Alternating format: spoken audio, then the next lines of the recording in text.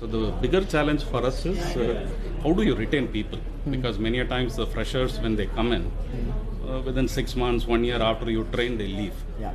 So that has been a big challenge which we are still trying to address.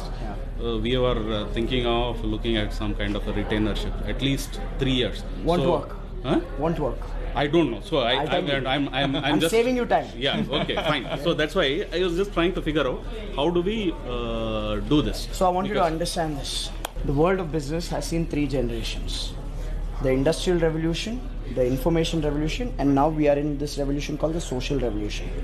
Industrial revolution, people took a job for survival. They wanted basic necessity of roti, kapda, makan.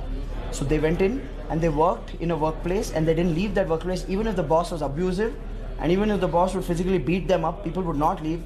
That was the era of boss is always right. Yeah. Because opportunities were less. Yeah. That is pretty much the grandparents of today's workforce. Then came the information revolution, where all these IT companies, brands started building, and the workforce then came to work not for survival because their parents took care of survival. This workforce went to work for standard of living. Basically get a good enough salary to pay the house EMI, the car EMI, children's education loan. Pretty much your generation. You went to work for that, for standard of living. Absolutely, yeah. Now in this generation, loyalty reduced. Now the truth is that loyalty never existed in the first place. Loyalty didn't exist. There was no option. This generation, information revolution, got option. If they got a better quality of workplace and they got a better pay, then people would jump a job, right? Now this was the information revolution. Then came the third revolution. After 2008's recession, information revolution died. Today information is available for free. You can learn coding on YouTube. You don't have to, it's no longer a hidden knowledge.